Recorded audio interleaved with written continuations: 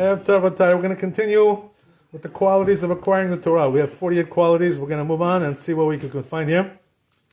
So, next one is also, these are all, every one of them is very important. You can spend a lot of time on each one. But we'll do the best we can, right? B'ezrat Hashem. So, next one is Kabbalat HaYisurim. What does this mean? That a person has to know how to take suffering, be a man. If something was decreed on you, to suffer, you have to accept it. And don't fight against it, when something happens to you, lo aleinu. We shouldn't see from it, right? A person who knows how to do this, who knows how to accept, right, the suffering that Hashem brings on him, Hashem respects him, he says, I respect you. You know why? Because you know that whatever I do, right, it's for the best. You have to understand that, right? If I make you suffer, if I give you pain, if I give you all kinds of problems, that's for your good. If you don't understand that, how can you be a Talmid Chacham? You cannot. Because you have to understand Hashgacha of HaKadosh Baruch Hu, right? How He runs the world. If you don't understand that, you don't understand nothing. So what's a quintessential, right, person who wasn't able to be Makabel Yisurim, wasn't able to take suffering? Who was that? Yov. Oh, right? Yov, the problem was, HaKadosh Baruch Hu brought upon him suffering, and in the end he broke, it broke him. He couldn't take it anymore. It was very severe. We shouldn't see from it, right? It's something that we never saw in our life, the way he suffered. Nobody saw this before. It was very severe, but the thing is, HaKadosh Baruch Hu said to him, listen, you were supposed to be a big tzaddik, like you were compared to Avraham Avinu. And now, right, when push comes to shove, you got some suffering, you broke. Started to complain, You're not what I thought you were, I broke you. The suffering broke you.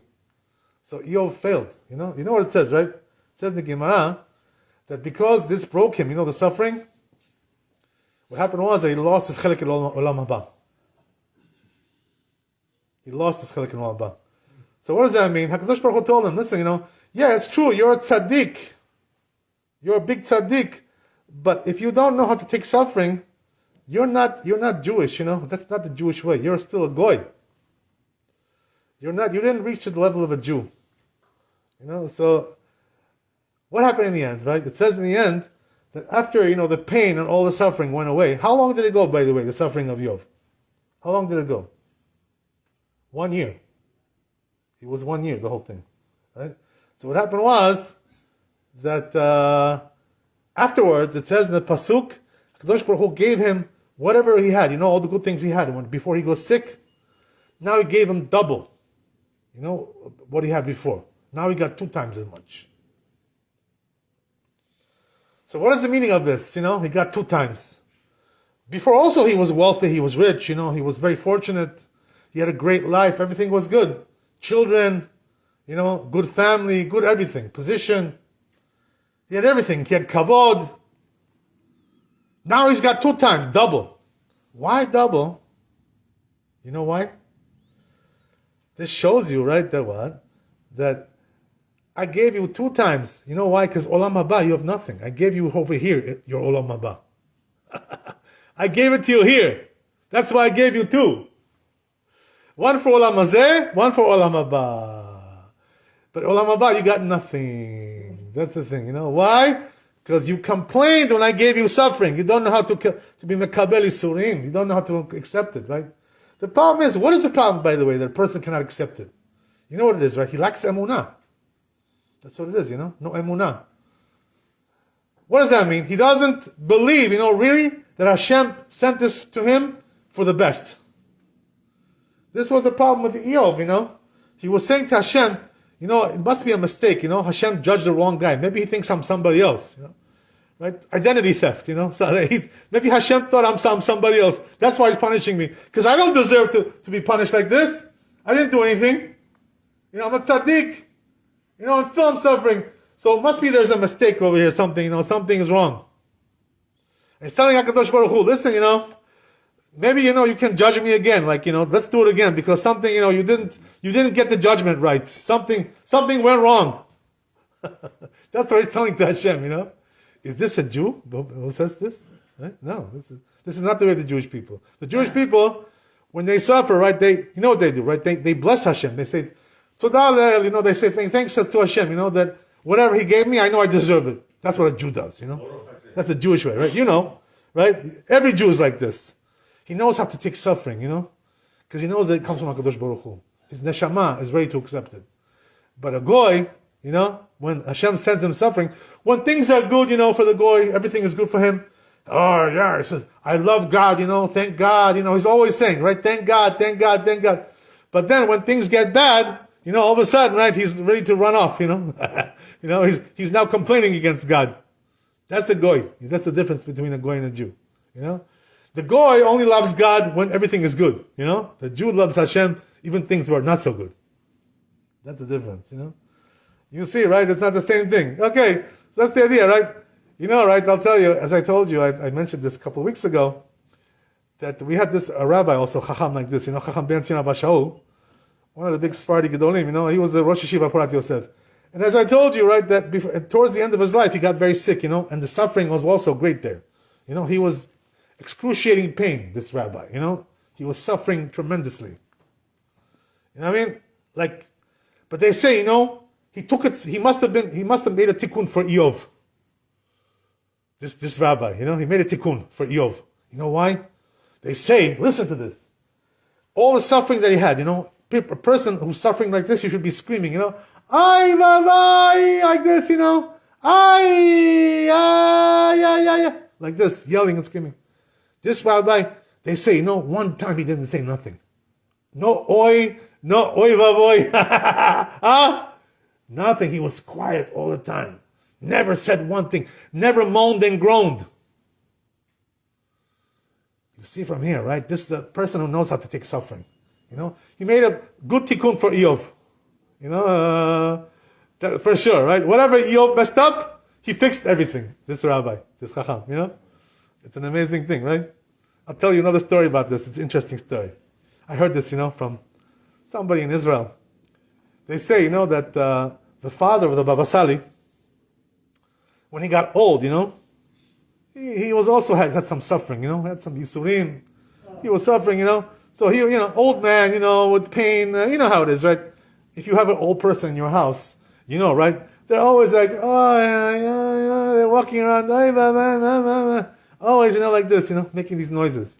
You know what I'm talking about, right? So one time, they say the brother of Baba Sali, he was a young man, right? So he heard his father moaning and groaning.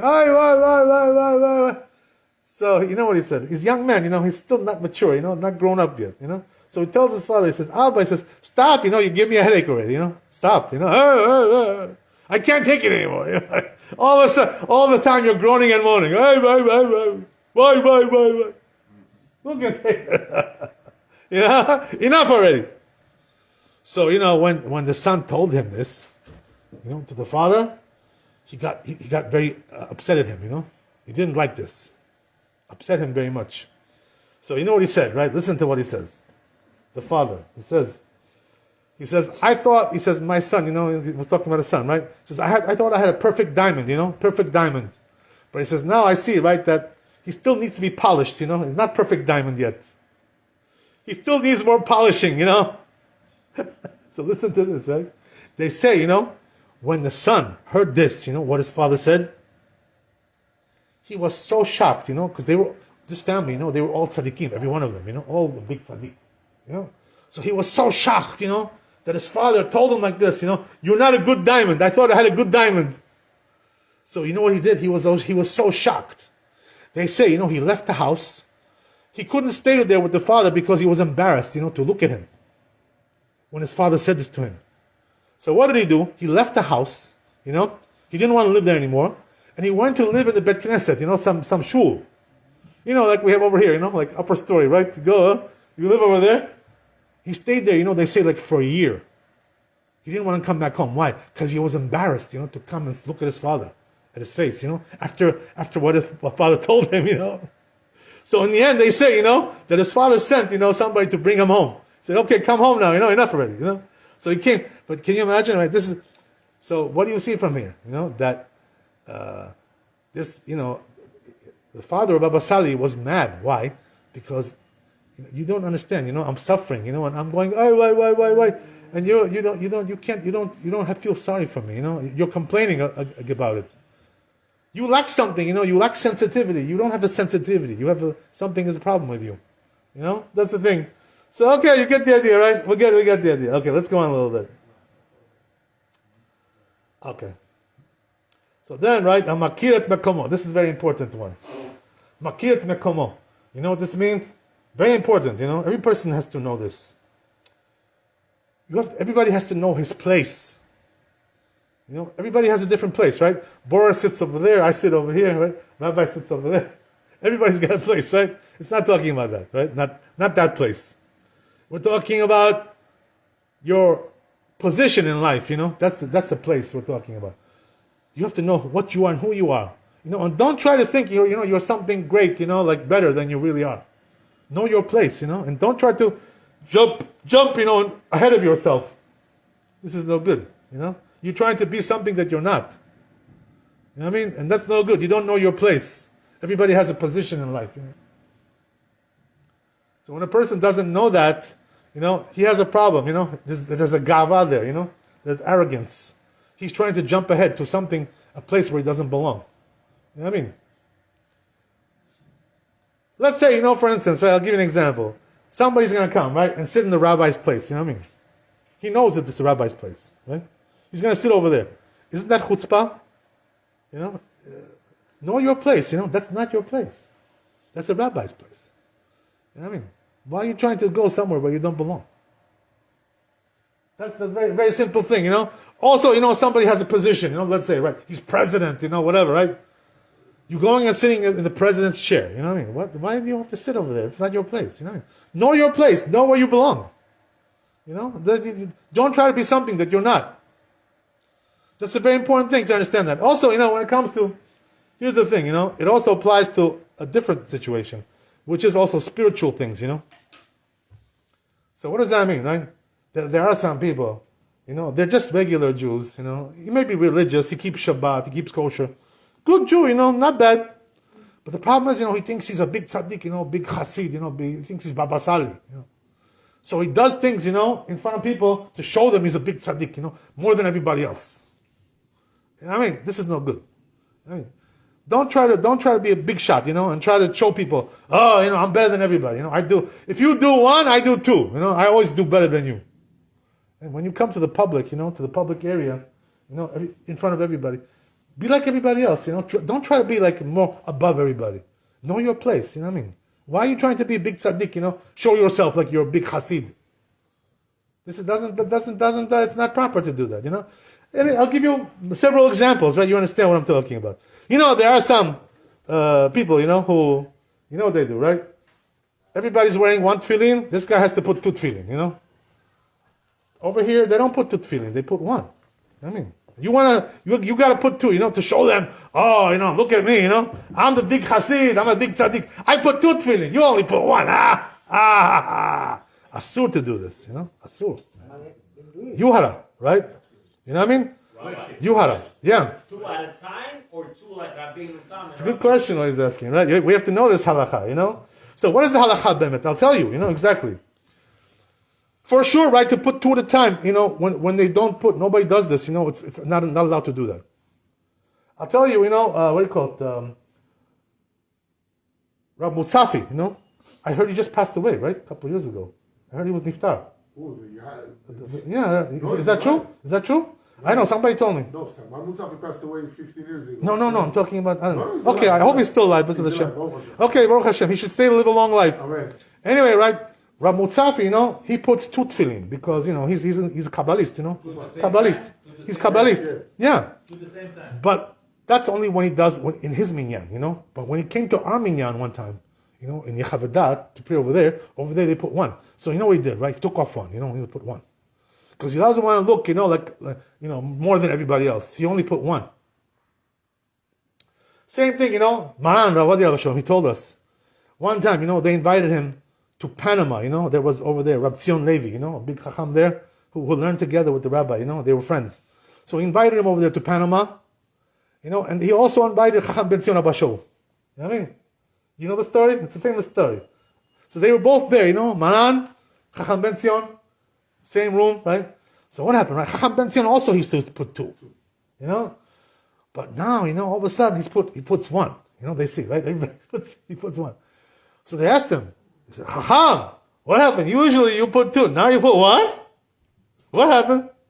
Right? So he told him, he says, the Maradatra is over here. He says, the Maran is over here. He puts one. He says, I cannot put two. It would be disrespectful, to do. You ever hear the story? It's a true story. Maran told us this, himself. So Chacham Ben Zion, yes, he put two, but in front of other people, when they don't put, he didn't put two, he put one. So now the question is, right, what about if you put one after the other, right? Like, some people do, right? One after the other. So you know what the answer is? Says the Mishnah Brura, that even this, in a place where they don't do it, you're not allowed to do it. You're not allowed. Because it's also, a problem. They see you put one and then you put the other. Nobody else does this besides you, or only a few people. So, what the solution is? That's why. What I do, listen to this, I put two, okay, I'm sorry, I have to apologize to you. I put one after the other. That's what I do. But what I do is, I don't want to show people this. It's not proper to show this, So what I do is, says Maran, Rabbi Avot Chap, he says in Yebi Omer, the way to do it is like this, is that you walk out, and then come back in and put it. Why? Because this way they don't notice you're putting two. Switch outside? No, just come back in.